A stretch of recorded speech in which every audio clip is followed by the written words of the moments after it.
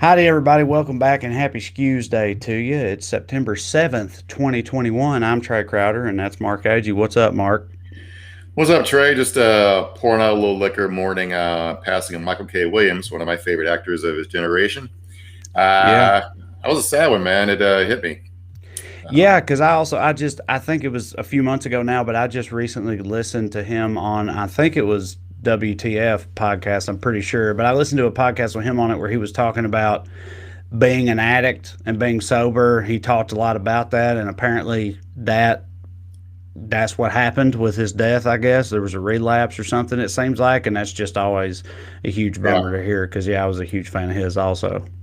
yeah, that's what that's what the original report said. I don't know. Of course, he's 54. Could be underlying health stuff too, but I don't want to be one of those white people who yells at everybody to watch The Wire because we exist and we're out there.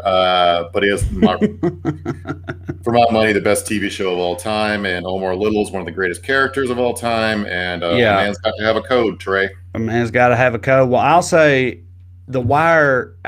TV fan since forever, and The Wire came out when I was in this stage of my life where I couldn't. It was before DVR and the internet and streaming and all that stuff, and you had to be there every week to watch a show. And I was at a point where I couldn't watch a show every week, and so I missed The Wire. And for years, The Wire was at the top of my. I know I need to watch that, but I haven't had the time to watch that list. And so the very first thing I did when the pandemic started was I watched The Wire, and I got to tell you, pretty good show, Mark. That's it's pretty good, pretty You damn discovered it. good. I see what all the fuss is about. No, it's I Yeah. mean I agree with you. It's the best I TV mean, show of all time, and he's arguably the best part of it. His whole courtroom scene that he has in season 3 or 4, whatever that is, right there in the middle. that's the first season. I got the shotgun, you got the briefcase, but it's all the game, Yeah, right? That yeah, one? Yeah. yeah. But yeah, it's a great scene. It's like they teach like show and sociology classes for a reason. All the shit we spend our time on this show yelling about. The Wire explains in detail what happened to America. It's like you want to know what Right. what what happened to America while we're in such steep decline. The Wire fucking lays it out. It's all quarterly reports and institutional bullshit. So Yeah, man. yeah, So rest in peace, Michael K. Williams. Huge yeah. fucking bummer. Why not? 2021. Bummers all around. But anyway, with us as always is producer Matt. This is Weekly Skews. I want to remind you real quick, I'm on tour again. If you are vaccinated, go to wellreadcomedy.com for tickets and information. We'll be in Raleigh this weekend. Looking forward to that. If you want to support me on Patreon, go to patreon.com/Trey Crowder. I do a lot of fun bonus stuff over there. But as far as the show tonight, we mess with Texas, in particular, the state's horrific new abortion law, which threatens to undermine decades of reproductive rights in this country. Existence is a nightmare, and the Skews is here to document it for you. We and some other fun stuff too. But first, as always, we begin with the Daily Dumbass. Matt, graphic, please.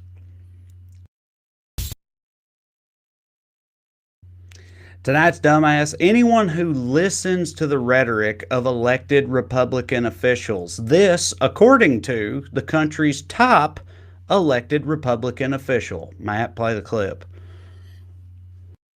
My friends, it never occurred to me that we'd have a challenge getting people to take the vaccine. But that's where we are. 90% of the people in the hospitals are unvaccinated. Does he not listen to his own caucus? Because Rand Yeah. Paul is still running around telling people not to fucking get vaccinated. Yeah, who knew? It's like when they were all huddled in the chambers of the Senate hoping not to get murdered on January 6th, and they're like, I don't I don't know why these people believe this crazy bullshit after years spent propagating the crazy bullshit publicly, Like that's their whole thing right now, it feels like.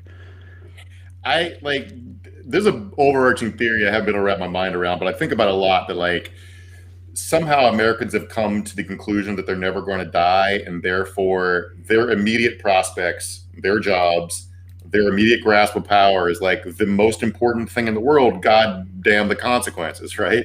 Like it's like there's nothing worth sacrificing yourself for, nothing worth putting your career on the line for, nothing in the world worth sacrificing anything for, and you arrive at people like saying anything to get to the next 10 minutes without thinking about their fellow man or their children or the people around them. And so you end up advocating for people not to take the vaccine and then complaining about people not taking the vaccine. And we just end up being trapped in this fucking circle. And yeah.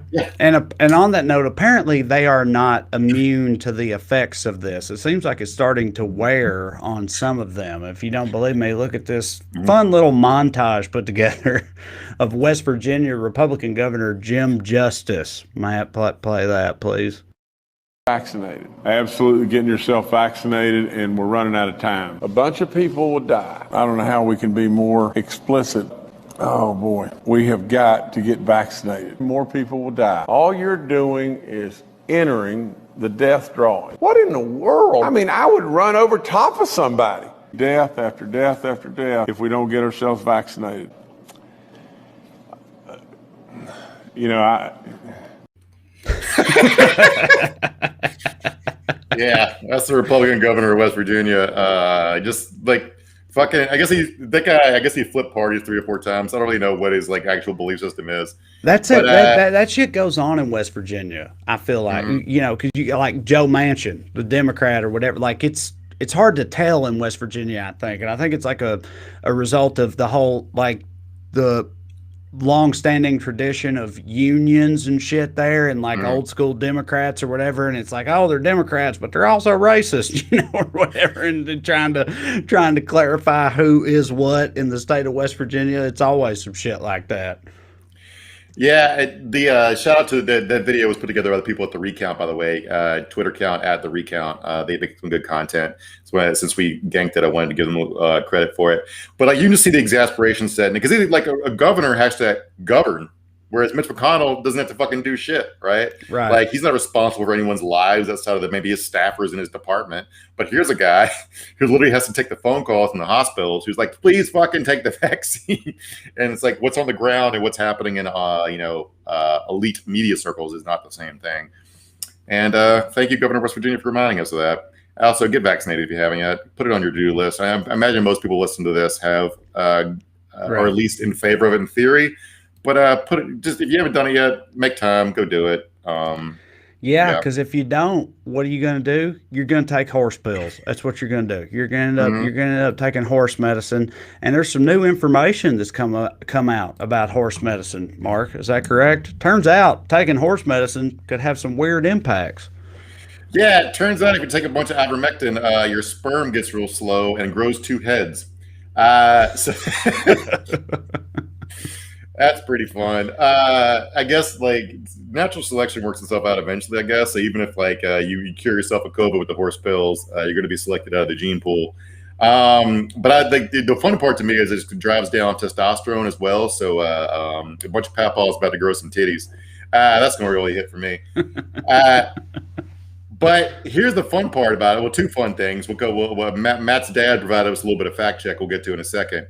But this was a study from 2011 done in Nigeria. But the thing is, veterinarians know that this shit causes problems with sperm, which is why they tell breeders not to give it to breeding studs, it turns out. So if these people, forget consulting with a doctor, if they had consulted with a veterinarian, they wouldn't have taken this shit, which is endlessly funny to me. But Matt's dad, who I guess works in medical research, wanted us to know this is a very small study, only done with 39 people, and it's not a super reputable journal, but it is good enough information to justify a larger study, which the good news is we have a huge sample size to pull from. Right. In the coming years, when birth rates in Oklahoma go through the floor and no one knows why. So it's like if even people who work with horses and prescribe horse medicine for horses, if you have a horse whose dick you want to work, horse experts agree you probably shouldn't give them ivermectin. So, and it's funny because like I feel like that's the having your dick work has jumped to the top of medical priorities over the years. You know what I mean? Like Viagra being the biggest thing. You know what I mean? Like you would think this would have an impact on the people, the demographic who's taking ivermectin. You tell them it's like, hey, yeah, you can own the libs. Like, sure, you'll poop yourself to own the libs, and that's worth it. But also, your winter might not work anymore, and you would think maybe that would have an impact, but I guess not. Also, but I mean, these people aren't reading medical journals. But there were. I remember around March of 2020, there was a bunch of research coming out of China, where it was basically the top line of it was like, COVID causes erectile dysfunction, and that was the moment it made me laugh, because I was like, China figured out how to talk to Americans. Right, they'll care now. Now they will care. Yeah, they're trying to tell us something that we care about. We don't care about our lungs. We think we're never going to die, as we just talked about earlier. But fuck, who wants to live forever if you can't get it up, right? You think that would work on people, but that still didn't work. So this probably won't work either. They're just like, we're just doing this. So. Yeah, nothing works. But apparently there's some other side effects of ivermectin as well. And if you don't believe us, take it from Alex Jones, renowned horse medicine expert. Play the clip, Matt. You'll see what I'm talking about. Oh my gosh, that is absolutely hideous. I mean, they told me not to take it. Oh, yeehaw, yeehaw, yeehaw, yeehaw. I've turned into a Democrat. I took the ivermectin. Oh no, Fauci's right. I didn't turn into a horse.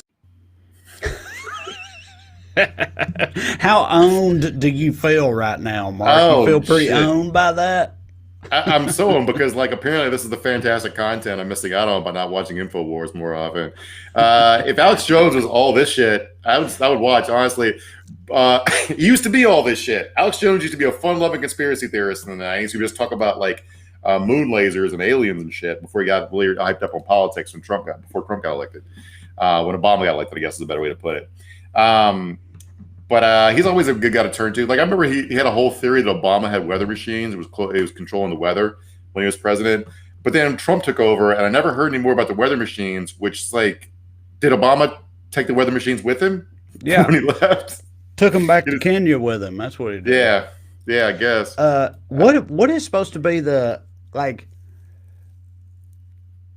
His whole thing is that ivermectin's. He's making fun of the idea that ivermectin doesn't. And I know it's like you'd sooner lasso the moon than make sense of the point Alex Jones is trying to make. I understand that, but it's I can tell you what point he's trying to make. Okay, all right. Okay, so there's a meme on the right that like the fact people are calling ivermectin horse pills, like we keep joking about. Like somebody later said, if people at this point, people calling ivermectin horse medicine are in a cult, like we're in denial that they're human versions of it. When that's not really exactly what we're talking about. That's not the point. But he's making fun of like the lib panic around that, which is I'm not panicked about it. I'm not taking it. I'm just laughing at people who are taking it and asking people not to if they want to live. But I'm not deeply invested in it. But he's making fun of us for panicking and thinking that taking ivermectin will turn people into horses or something. I don't really know. But yeah, and so that's his point. But then he's like, but what it will turn you into is a Democrat somehow, which is like that's the worst thing that could happen, you would think. Well, he's mixing his metaphors because he said he turned into a horse, but he's hee-hawing like a donkey, which of course is a symbol of the Democratic Party. So not only does he not know the difference between horse medicine and people medicine, but he doesn't know the difference between a donkey and a horse. So fuck Alex Jones mixing metaphors, not making sense. What is the world coming to, man? This doesn't check out. Yeah. All right, our next honorable mention for Daily Dumbass is all of us for not realizing that all of this shit is true. You're going to feel really stupid after you watch this clip because you didn't understand just how bad things have gotten out here. This is Lynn Wood, who you remember from the Big Lie fame, and he's out there workshopping new shit now. And y'all, it's some blockbuster stuff. Matt, play the clip. Going to Walmart. Stop going to Target. Stop buying the foods that they have been producing for years with fetal tissue parts to kill you. John D. Rockefeller was a devil worshiper, part of the Illuminati. You heard Jaron Jackson say it. Boy, oh boy, it drives them wild when somebody gets out in public and says, the Illuminati, do the research, connect the dots. The Illuminati is real. And they're devil worshipers. So, So yeah, go ahead, Mark.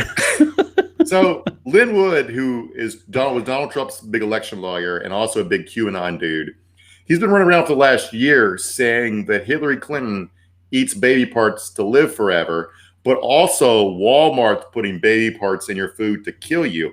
So I have a question about where you get the good baby parts versus the bootleg baby parts. Yeah, you got to go down to the farmer's market.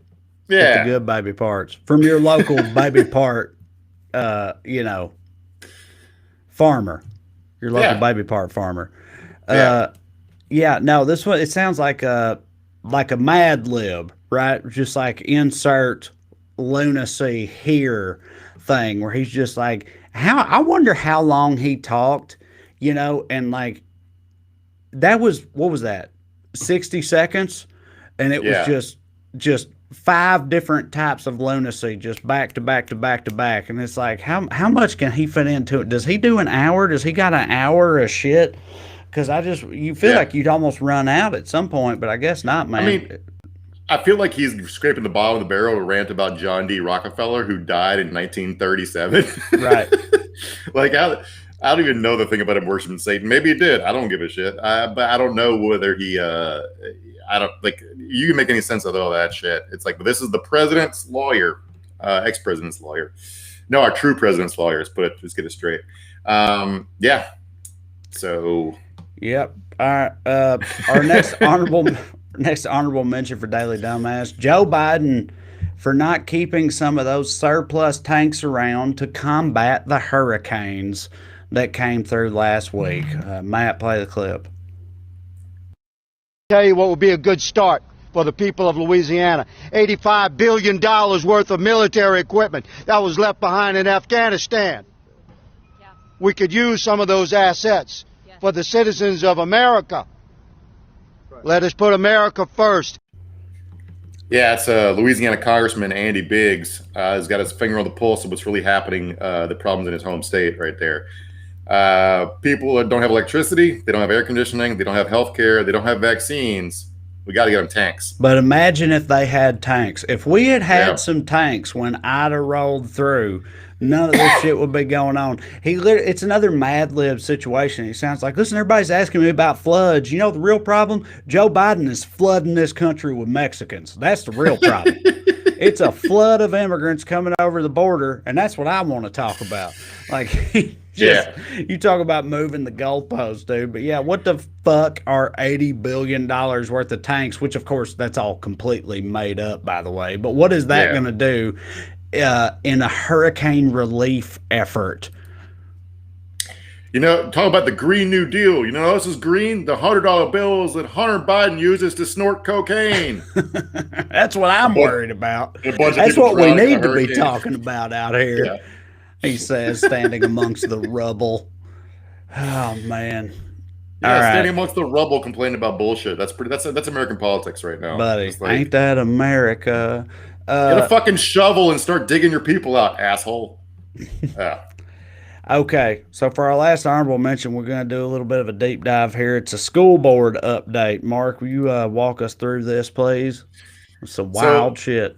So last Thursday, there's a bunch of crazy. We've been talking about crazy shit happening in schools.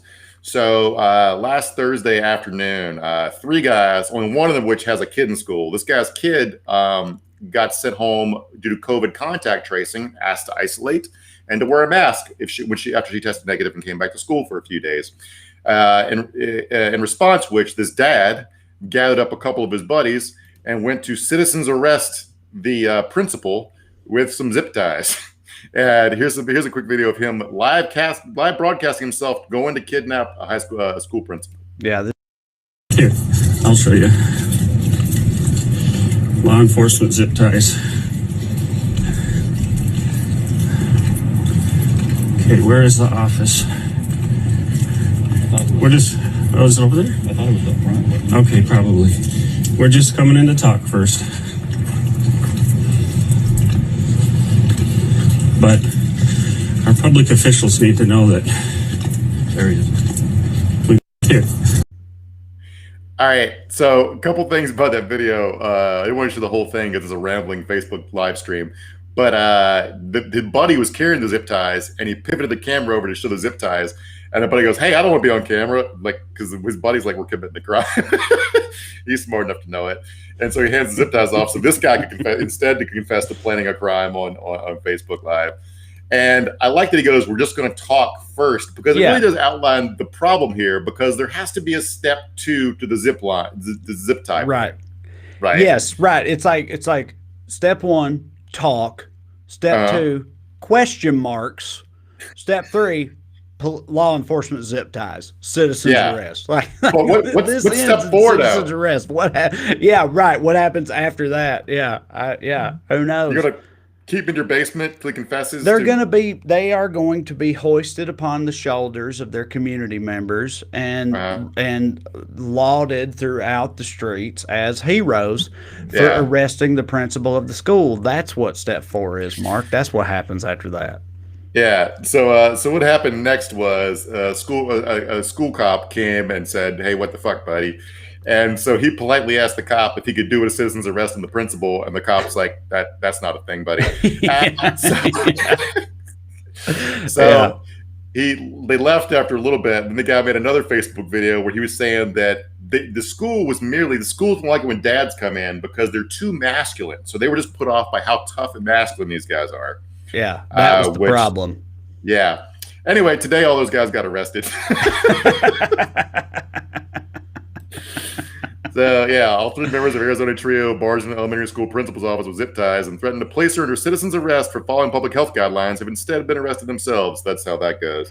Yeah, the video they made before they got arrested was them saying, like, listen, when moms come in and they have concerns about what's going on with our children, everybody's fine with it. Mm-hmm. But as soon as a man shows up with concerns, all of a sudden it's a problem. Everybody's worried about it. As soon as a masculine father shows up with some legitimate concerns about his child's education and also cameras and zip ties, and the idea to citizens arrest the school's principal. As soon as that happens, all of a sudden it's a problem. Just because we're men, we are men who are being persecuted for having manly thoughts, and society can't handle it. That's their general stance on the situation. A mom brought in cookies. I brought in zip ties. They're both objects. Right. But one of them's a problem somehow. Okay, whatever. America. This is noun discrimination. You're discriminating against different kinds of nouns here, buddy. Zip ties versus, But this guy owns a coffee shop. That's his that's what he does for a living. Like we're not telling him, but just know that when this guy's complaining about masculinity, he does not exude masculinity. Let's just put it that way. And he owns a coffee shop where he hosts meet and greets with the likes of, like, for example, Dinesh D'Souza, convicted felon and former Laura Ingraham college boyfriend, has spoken there. And the one that really got me was I recently had a meet and greet with a, quote, disgraced Space Force Lieutenant Colonel, which is a really funny description to me. How Space Force has been around for like 10 minutes. How have you been driven out of it already? But I guess he published a book warning of white genocide and a neo-Marxist agenda. Yeah, that'll do it. So even the Space Force should have been focused on them moon Muslims, Mark, but he was out here talking about white genocide and a neo-Marxist agenda, and as such, he got disgraced, smooth out of the Space Force, but he's a featured speaker at this lunatic's coffee shop. Also, like, dude, this is how truly mainstream coffee shops have gotten. Do you know what I mean? Like, there's a coffee company that's like, I think it's called, and I don't know that much about them. It's called Black Rifle Coffee Company, I think, and their whole thing is being like pro-veteran, pro-flag, hardcore, manly coffee company. Like coffee shops used to be the realm of, us liberal queers. That's where we were at. If you wanted to find a liberal queer, you go to the coffee shop. But coffee has gotten so undeniably mainstream that you've got fucking MAGA lunatic coffee shops now where they're having speaking engagements from disgraced Space Force colonels and shit. Like, dude, America is wild, man. We are wild.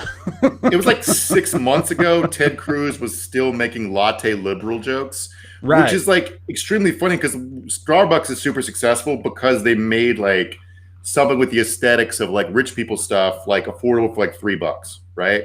So Yeah. like there's Starbucks in truck stops along I-35 in Texas. You can stop halfway between Waco and Austin and get a latte behind another guy getting a latte wearing work boots who's on a break from his construction job. This is not the purview, but like so. But instead, they've started right-wing coffee shops who are like lattes, but with huge gun dicks. And that's like, big old gun dick. Big old gun dick lattes right here at America Beans Incorporated. Yeah, man. But anyway, this stuff we should probably skip over because we're running out of time. But there was along the same lines around schools, like Patriot Prayer and the Proud Boys they managed to put 3 schools on lockdown in Vancouver, Washington this week because they were doing mass protests and they were doing prayer circles around, I guess, alt-right kids who didn't want to wear masks and then sending them into the schools unmasked, like in waves, like they're like the storm of Normandy. And the school had to like go on lockdown to try to figure out what the fuck was going on. Yeah, man. Yeah. Those people, they're like in their heads, they're freedom riders. You know what I mean? Yeah. Like fucking. Oh, they're literally used. Somebody said last week they called it Rosa Parksing it that they were going to do. Right. To, like, yeah. There you go. Yep. Okay. Yep. All right. Well, Mark, former Texan. I mean, you're not from Texas, but you're a former Texan. You know a lot about Texas shit. Let's talk about Texas shit. Not a good week to be Texan. I mean, unless, you know, you're super into the Lord and all that type of thing. But yeah, Texas in the news. Big new abortion law. All right. They got through the Supreme Court and people are mad and for good reason. And Mark, former Texan, tell us about it. All right, so you guys have probably heard the news by now. If you haven't followed the close details, we're going to get through them real quick. But Texas passed a law called SB 8, which is a novelty because what it does, instead of banning abortion or using a state enforcement mechanism, it outlaws enforcement to individuals. So basically, it sets up a civil procedure where if you suspect someone has had an abortion past 6 weeks of pregnancy, you can sue anyone who facilitates it for $10,000. And they have to prove they didn't. And if they can't, they have to pay you $10,000 plus your legal fees and also their legal fees and stuff and shit like that, right? It's the woman can't get sued, which is one way they get around making this a huge civil rights violation. But it's like it's for the doctor or the administrator, the nurse, the an Uber driver unwittingly drives a woman to a clinic, right? Can all be on the hook for $10,000 plus legal fees, and the person who sues cannot lose. Now, this framework has a lot of like potential pitfalls, which I don't think it's ever going to like have any direct effect. I think the indirect effects of making clinics shut down because they can't figure out how to manage this and navigate this dynamic is going to be the real problem. But the Supreme Court, people filed an emergency injunction to stop this and went to the Supreme Court. The Supreme Court killed it on their shadow docket, which is where you just issued an unsigned opinion in the middle of the night without actually hearing the case or taking any arguments. And basically, 5 justices said, well, we can't figure this out because you need to be able to sue. Usually when you file an injunction to stop a law from going into effect, you sue the state official or county official or whatever in charge of enforcing it, right? That's who you put on the lawsuit. But there is no official in charge of enforcing it because it's a bunch of random people who are going to file it. Because no one's done that, there's no one to sue yet. So it's all standing issues and technical legal bullshit. Basically, they're cowards. They don't believe anything they're saying, but they want to let the law go into effect and see how it plays. So while other states pass similar laws, and maybe the momentum will let it carry through before anybody figures out that what they're doing is crooked and awful. It's not a popular law. It's not going to be a popular law because anything where you're enlisting people to snitch on their neighbors is not going to play out how you think, because I imagine that, say, even if my wife is getting an abortion I don't want her to get, I'm going to be more mad at the person who puts her name in the fucking newspaper and sues us for $10,000 than I am over that. What's happened in my marriage is my business. And it's not going to play out people think. But if you want to get a gauge of how unpopular this is, even among Republicans, you can check out all the times they don't want to talk about it. For example, Fox News didn't talk about it at all like 2 days after it passed. They should be gloating, right? It's a 40-year project, the conservative movement, to overturn Roe v. Wade. They did it in the dead of night. They fucking won, and they're doing 0 end zone dances. And here's Bill Cassidy, a senator from Louisiana, on one of the Sunday shows this week, talking themselves in circles around it. You want to see how they feel about it? So the law is being enacted right now. And let's talk about the underlying law, which is, let's talk about the substance of the underlying law. It gives private citizens the right to enforce this law. It actually tasks private citizens with enforcing this law. And the Wall Street Journal came out against that this week. They said an editorial calling it the Texas abortion law blunder, saying the law sets an awful precedent that conservatives should hate. Could California allow private citizens to sue individuals for hate speech? Or New York deputize private lawsuits against gun owners? So setting aside the standing issue, what do you think of the underlying substance of the law? I think the Supreme Court will swat it away once it comes to them in an appropriate manner. If it is as terrible as people say it is, it'll be destroyed by the Supreme Court. But to act like this is an assault upon Roe v. Wade is, again, something the president's doing, I think, to distract from his other issues. And it is clearly not an assault upon the... By the way, I'm pro-life. But just to say, the facts are this is about standing, about nothing else, and the Supreme Court will decide how to affect standing before all these other things play out. You don't think it signals that the court is prepared to undo Roe v. Wade now? You know, so we can always talk about eventualities. We can always talk about theoreticals. It makes good fodder. But I'm kind of a guy who's in the middle of a state in which 700,000 people don't have electricity. All right. So you can do all the law school like debate club bullshit you want, but you can't say Roe v. Wade is fine. And also, America's second largest state, women don't have a right to get an abortion in the first trimester, because that's absolutely not fucking real. It's a lie. So he's bullshitting. Everyone's bullshitting. Susan Collins is pretending to be shocked that people we put on the Supreme Court to overturn Roe v. Wade have done it. She released a statement saying the law is extreme and harmful, yada, yada, yada. I oppose the court's decision. Remember, she told us that she had been assured by both Amy Coney Barrett and Brett Kavanaugh that they would never, that they considered Roe settled law. Right. And that's one of those things. It's like, it's just like we're saying the trust that some of our leaders seem to have in them. Do you know what I mean? It's like, oh, they wouldn't do that. Do you know what I mean? Like, we believe in working with these people and bipartisanship and whatever. And I have been assured that would never happen. And as such, it's okay.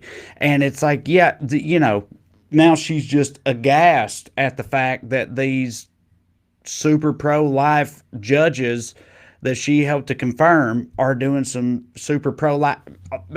I hate the term pro-life also, but it's just the way the narrative is framed now. But yeah, it's like this is literally exactly what everyone was screaming about, the possibility of it happening. It's what's happening right now. So you can't now sit back and be like, I can't believe this is happening. It's like fucking Mitch McConnell up top talking about, it's so wild to me that people aren't taking the vaccine. It's like, that's fucking bullshit. You had to know. It was screamed in your face and you rebuked it. And now it's happening. You can't act like you didn't know. You fucking knew. It's I'm shocked to discover gambling is going on in this establishment, except you're in the middle of holding a cup of dice, a hand of cards, right? And you got a stack of chips in front of you. It's utterly, like, the thing that drives me crazy about this is, like, we on the left are kind of considered panicky, like sky is falling type. We get patted on the head, tell us that what we see is happening isn't really happening, with climate change or income inequality or wars going to shit or whatever, or Roe getting overturned. And no, it's actually going to be fine. People keep telling us, oh, it's going to be fine, and it's never fuking fine. And you feel like Cassandra at a certain point, the Greek mythological character. No one can decide what to say. Like that clip, they point out that even the Wall Street Journal was like, you guys fucked up. This is a bad law. This is not going to play out the way you think, which we'll get back to in a minute. But they asked Caitlyn Jenner. Caitlyn Jenner is running for governor here in our fucked up state of California on the recall ballot. She's polling at 1%. Doesn't stop her from getting all the interviews she wants. And here she took an interesting tack being asked about it. Hit that clip, man. I am for a women's right to choose. I am also for a state having the ability to make their own laws. And so I support Texas in that decision. That's their decision. I'm okay with that. But as far as being a woman's right to choose, I don't see any changes in our laws in California in the future. But you're fine with the Texas law, even though you say... Yeah, it's okay. I am for women's right to choose, but I am for the general concept of laws. Well, I also, Caitlin Jenner, am for the general concept of Right. laws. But it's not like we're not arguing for anarchy versus legislatures existing. We're Right. talking about specific fucking laws. It's such bullshit. It doesn't like. Well- she has Trump's political team though, so this is kind of bullshit going to come out with. Well, it's also like it's another version of that shit that Cassidy was doing in that other clip. You know what I mean? Where he's like, "Listen, I'm pro-life, but like, I'm not gonna back this law. If this law is as bad as you say it is, then someone else will take care of it. Okay? If it's that bad, it'll be taken care of." But he's like, Yeah. it's just they're all trying to do some real fence riding shit right now because I think they recognize the implications of this. You know. I mean, everyone keeps making this point, but like, if California had done this with a left wing priority, say like you could sue your neighbor for having a handgun for $10,000, Supreme Court Right. would have fucking tossed it out and said for the bullshit that it was, because it's not a way you run a government. It's like the closest analog to this is the Fugitive Slave Act, which deputized regular citizens to kidnap black people and take them back and sell them back in the South. And that's like, this is you can't just be like, okay, we can't pass the law we want, so we're doing vigilantes now. It doesn't fucking work that way. Not in a country that works anyway. So yeah, it seems like Texas is it feels like Texas is giving their citizens the legal right to round up a posse, an abortion posse. And Greg Abbott, the governor, he seems to be all about rounding up posses. It feels to me like, because he's got a plan for if you're worried about how women who are victims of rape or sexual assault, how this will affect him, don't worry. He's got a plan for it. Texas is going to take care of it. And we could play that clip now, Matt, from Abbott. Promoting a heartbeat film, why force a rape or incest victim to carry a pregnancy to term? It doesn't require that at all because obviously it provides at least 6 weeks for a person to be able to get an abortion. And so for one, it doesn't provide that. That said, however, let's make something very clear. Rape is a crime, and Texas will work tirelessly to make sure that we eliminate all rapists from the streets of Texas by aggressively going out and arresting them and prosecuting them and getting them off the streets. Yeah. So instead of giving women rights, we're going to eliminate all rape. You heard it here first, everybody. Texas rape free from this point forward. There will be no more rapes because they're going to round up a posse and they're going to eliminate rape as a concept in the state of Texas, because and that's how rape works. Future rapes, they're going to adjudicate all future rapes, right? Anybody that's got rape in their mind in the future, they're about to get arrested in Texas and strung up, because that's how Texas does it. And we won't have to worry about women getting raped and wanting an abortion, because Texas is going to take care of it. There's a cowboy style. Yeah. There's a lot of bullshit in there. I think we eliminate rapists in the streets because he's presenting this like stranger in the bushes kind of rape that almost never fucking happens. Right. It's like somebody you know. Yeah. Your uncle, your boyfriend, your husband. It's like it's not how it fucking happens, and he knows that. He's not an idiot, but he's trying to act like this is something that you'd be able to ward off with pepper spray. You know, it's like it's fucking everything about this is so bleak and dishonest. Well, right. Well, yeah, because he starts by saying like listen, it doesn't say that they have 6 weeks, but of course anybody that has children or just knows anything about pregnancy at all should know that 6 weeks is fucking nothing.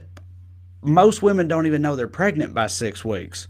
Like 6 weeks is nothing in pregnancy terms. You could easily get well beyond the 6 week window after having been raped and find out you are pregnant and not be able to do shit about it in Texas. Although I guess not in the future, because rape is out of the equation now, because they're going to take care of it. Greg Abbott's going to take care of it.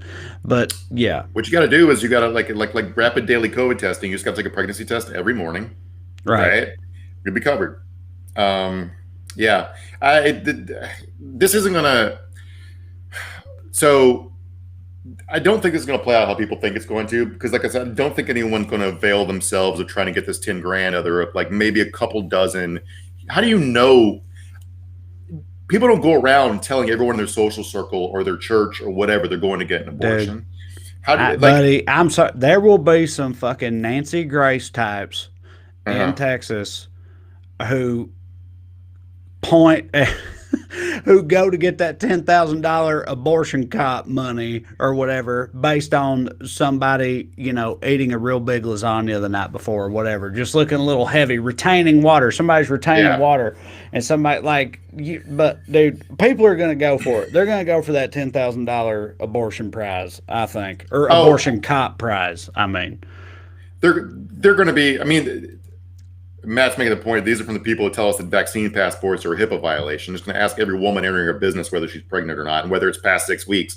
So I just like I think the real, like, a bunch of abortion clinics in Texas have stopped giving abortions to people past 6 weeks because they don't have the money to get sued, right? They can't afford that. I think that's the real danger here, more than people availing themselves of this law, is that nobody knows how to navigate this new dynamic, right? Which is the point. They don't. Right, of course, yeah. So a bunch of But people are fighting back, including Mark, the Dark Lord Satan.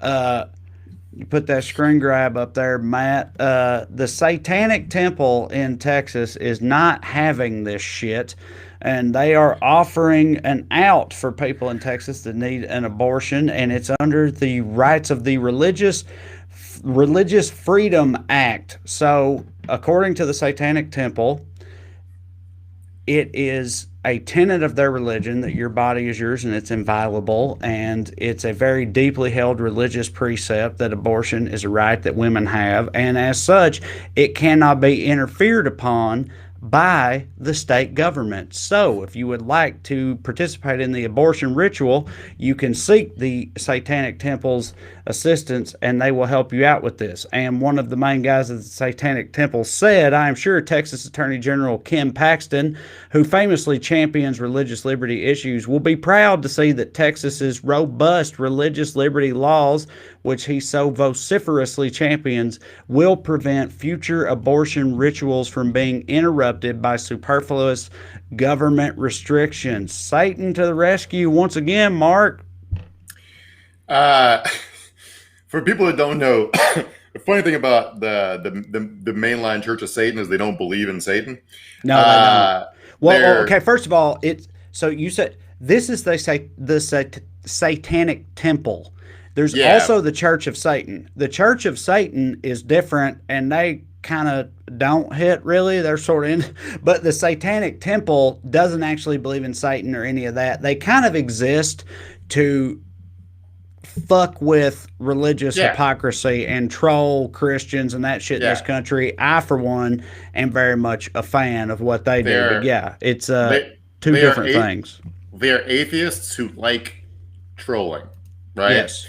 Like I'm talking about the LaVeyan Satanists, or like basically like their belief system is hedonism. Like they don't like that's so like they're so I feel like the problem right here is they don't have any actual rituals. So if there's, but I would like to watch the Supreme Court hearing. We'd have to walk through their belief system and read the Satanic Bible. That would really hit for me.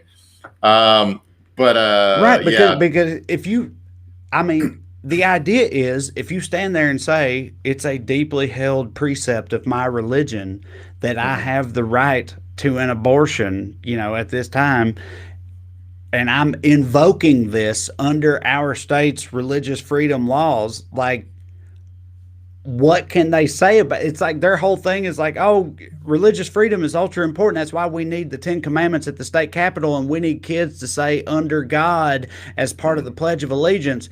That's what religious freedom is vitally important. And in the Satanic Temple is like, well, part of our religious freedom is getting abortions. And then they're like, well, no, not like that. Like that. No, that's different. But you can't have it that way, right? I mean, like, I don't know. This shit seems clever to me. Yeah, I mean, it's not going to work, and you can just ask any Rastafarian who's been called with weed, or any Native American who's been called with peyote. Right, yeah, it just don't work like that in this country. No, the guy with the guns makes the rules, and it's the Christians in this country. Right. So yeah, I mean, good luck. I'll be rooting for you, Satanists. I never said that sentence before.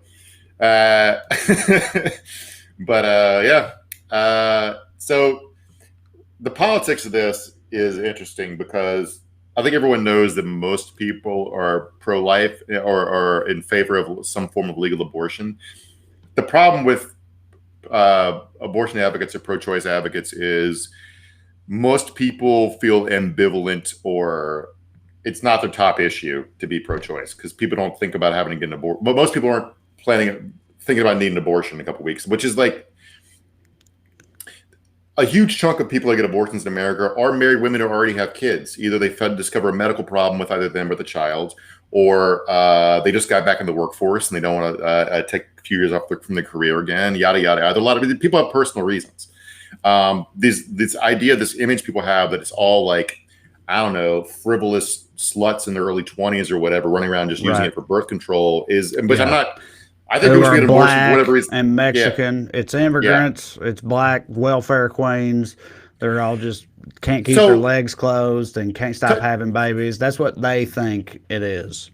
But talk about the racist welfare queen trope. Are kids free checks from the government, or are you murdering them so you can keep living a frivolous life? Which one is it? Right. Like, it can't be both. Right.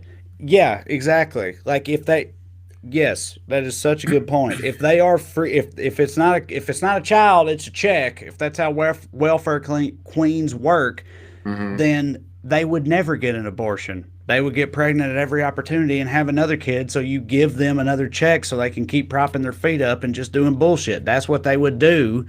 But so what's your problem with it? You should be fully in favor of abortion if that's how you feel about it, right? Yeah. But you know, it's again. I'd sooner lasso the moon than try to find consistency in the tenets of their political philosophies that they have.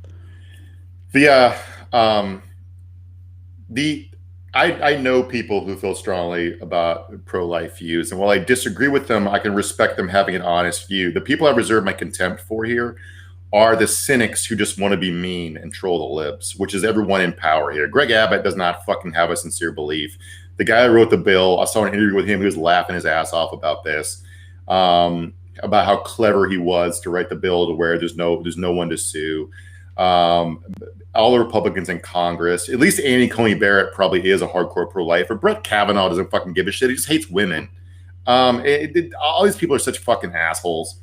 And that's so many of them have probably paid for an abortion, I would imagine, at some point in their political careers. You know, the scandal that brought Michael Cohen down. He was handling the three heads of the Republican Finance Committee. He was handling their payoffs to women they'd had sex with. Literally, two of the three had used him as a pass-through to pay for abortions with strippers they gotten pregnant or whatever.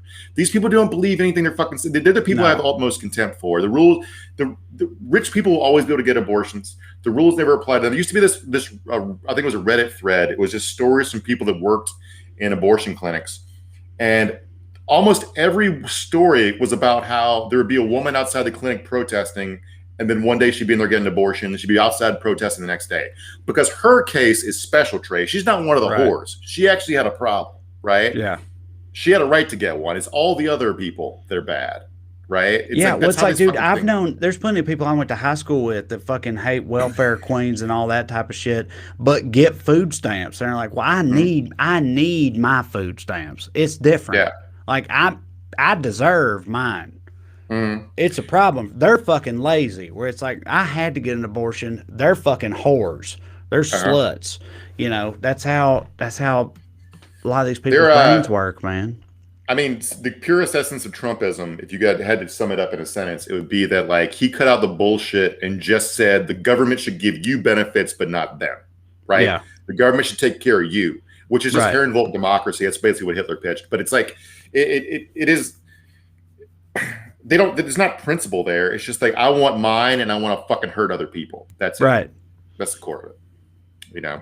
Yeah. He's not hurting the right people. It's like one of the number one complaints from Trump. That was an exact quote. That was an exact quote from some lady. Yeah. Right? He's not hurting the right people. Yeah. So, okay, let's get into some questions and comments over here. I don't know about what. I guess Texas, the abortion law, whatever y'all want to hit us with. Let's. We didn't get around to it last week. You want to talk about that Will Wilkinson piece real quick? Yeah, go ahead. Yeah, Um, go ahead. so as a writer, I find interesting that Will Wilkinson, he has a Substack, I think, or me, it doesn't matter. But he had wrote a piece last week about the southernification of all of rural America. And I was like, it really hit home for me because I'd never thought about this, but like you drive an hour outside of LA, like if you go to like wine tasting in a vineyard, you'll hear shitty pop country music, people wearing boots, and anybody see the pictures of people flying Confederate flags at the Iowa State Fair or whatever. Yep. It's like the South has risen again. It's taken over all of rural American culture, and it's boring. First of all, it's boring. I'm whatever I like Southern culture. I'm from the South, not the Confederate flag bullshit. It's all the worst parts of us. That's what the problem is. It's like you're right.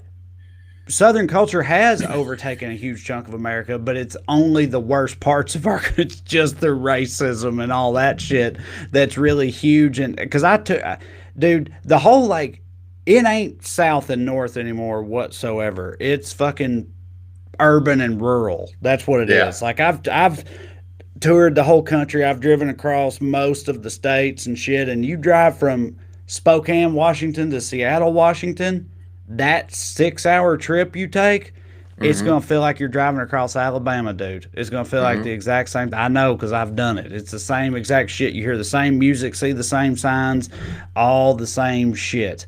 Why can you take good country music or barbecue? I know, right? Yeah, learn to fucking barbecue, buddy. I know. Dude, I hear you, man. But let's see. Missy Barber from YouTube says they see anyone they don't know as NPCs, non-player characters, especially people who are non-white. We're talking about the whole like, oh, I need my food stamps, or oh, my abortion was justified thing. And you're right. It's just like, it's the same thing with like you talk about raising the minimum wage, and they're like, I'm an EMT. You think a McDonald's burger flipper deserves more money than I get? And it's like, no one thinks that. We think you both are getting fucked. You both should get more. You both are getting fucked over. But people interpret it as you're trying to fuck me up. My problems are different than everybody else's. Like people interpret it as everyone else is an NPC. They are the main character, and everything is angled against them. That's how it works. Part of the subcategory of that dynamic I was talking about earlier, where we all think we're going to live forever, so therefore our lives and interests are the most important things, is like part of this is like, I am the protagonist of reality, right? There are no rules. They're just my interests. There are no principles, you know? So, speaking of the urban-rural divide, there was a great New Yorker piece I want to recommend called "The Other Afghan Women" by a writer named Anand Gopal. He basically went around Helmand province in rural Afghanistan and talked to the women who lived there about their thoughts on the war. And it was just a really interesting talk to a woman who was in her mid-40s, so she survived the Afghan communist government, the rise of the Mujahideen, the Soviet invasion, the Taliban, the American war. It's like it's all the same shit to them. It's basically it, and they just want peace, you know. So yeah, Warrior Max 2013 from YouTube says General Lee statue coming down tomorrow. This is in Mark's home state of Virginia, one of the oldest Confederate monuments in the country, I believe, 1890 or something like that. A statue of Robert E. Lee is coming down tomorrow.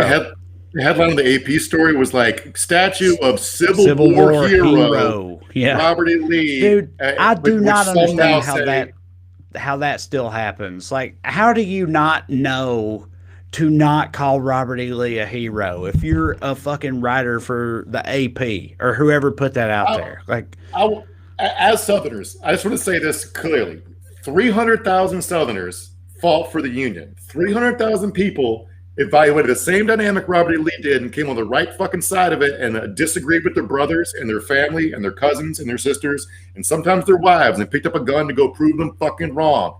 They're heroes. Robert E. Lee is a piece of shit. Sorry. All right. Yeah. Yeah, man. 100%. Let's see here. I'm looking through these over here. Oh, hell, we got some trolls doing troll shit, which is fine. A lot of people saying Robert E. Lee was a traitor, which, I mean, he objectively was. Textbook definition. And a loser, also objectively true, both a traitor and a loser. Can't argue the facts of either of those things. Let's see here.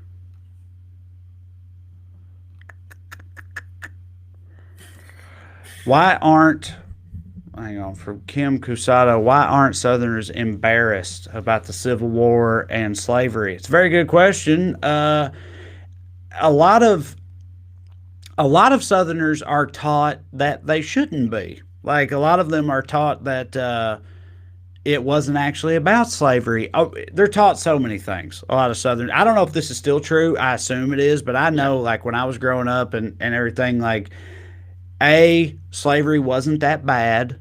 Like, people would literally there were slaves who fought for the Confederacy. There were slaves who missed being slaves. You hear shit like this. And also, slavery wasn't that bad, but B, even if it was that bad, the war was never about slavery to begin with. It was about states' rights, the rights of the southern states to do what they wanted to do. Never mind the fact that the main thing they wanted to do was continue owning slaves. But I'm saying, just fuck the same problem we have with vaccines and everything right now, disinformation and just fucking ignorance and bullshit. But I'm saying, like, I would say that the framing, Southerners are embarrassed by the Civil War and slavery. Well, dude, me and you, of course, are right. No. Yes. I'm saying the reason you formulate all those lies was to try to assuage your because you shame. were shamed in the first place. Yeah, the number one dichotomy of being from the South, every Southerner knows, is pride and shame. like wanting to be proud of where you're from and your people and your home and whatever, versus the objective shame of where you're from. But there's a whole lot of shame. But the people that are like upfront shameless about it, they just they treat it all like fake news, or like it's all not true, or like it was justified in the first place. I do disagree with the premise of the question a little bit. I think the entire existence of Southern noir and blues music and all this stuff is an expression of how much blood's in the ground that's unnecessarily spilled for 400 years. It's like there's a deep sense of, you can't consume any Southern art and not sense a deep sense of sadness. Dude, me and you both are Southerners, and we are both very embarrassed by both of those things. Well, so this stuff gets ahistoricalized, but like it was a scandal when Thomas Jefferson was president, that he impregnated a 15-year-old girl he owned who was also related to him somehow. He was ashamed of it to the degree that he fucking lied about it. It was in the newspapers and he told everyone it was fake news. So like he was ashamed. It's always been shame. It's always been shame. It's just because people lie and say that they're proud doesn't mean they're not deeply ashamed. And we just pretend shit didn't exist because we know it's real and it hurts. Yeah. So. Producer Matt also points out that the civil rights movement was kind of Southern in nature. That's another thing too. Is like when people and I'm guilty because I just interpreted this as one type of Southerner, but plenty of Southerners are ashamed, and also a huge chunk of Southerners are black and are on the exact opposite side of this entire dynamic and have fought their entire existence for things to be different. They are still Southerners, though. You know what I mean? So it's fucking complicated, to say the least. Of those 300,000 Southerners I talked about fighting for the Union earlier, 100,000 of them were black. Right. And I remember back during Juneteenth, I read this piece. I forget the headline, but the substance of it was something about the slaves freeing themselves. And basically, by flocking to the Union cause and fighting for their own freedom, black Southern Americans made it untenable for Lincoln to not extend the Emancipation Proclamation to the entire country. So it was like that the Constitution Amendment passed. Because how do you put people back in chains when they just saved the country? They just that was made it politically untenable. Yeah. But if it wasn't for black people in this country, I shudder to think where we would be as a society, man. Like fucking most of the marches of progress have happened because of them, including even the last election and shit. Us on the left winning, is because of black people. It's like fucking. Well, that's always what's galling about when people run around saying groups like Black Lives Matter or Black Americans are being un-American. It's like they're literally the only people who still believe in the promise of this country and still think it can be achieved, which is why they're in the streets fighting for it all the time. So. Right. Yeah.